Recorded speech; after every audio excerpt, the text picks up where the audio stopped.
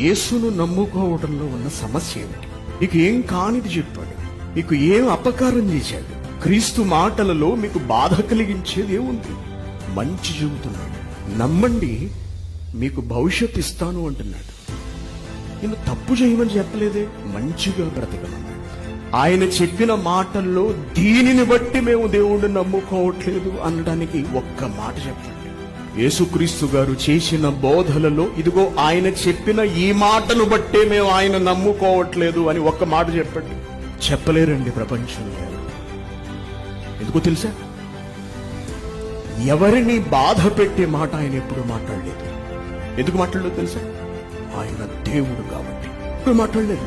అందరినీ ప్రేమతో ఆహ్వానించాడు. ఆయన ఏమడిగాడండి?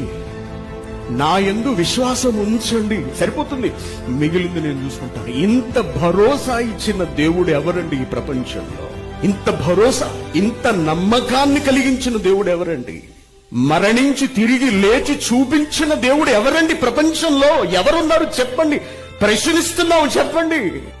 మీ కొరకు నా ప్రాణం పెడుతున్నాను అని చెప్పిన దేవుడు ఎవరండి ప్రపంచంలో చెప్పండి?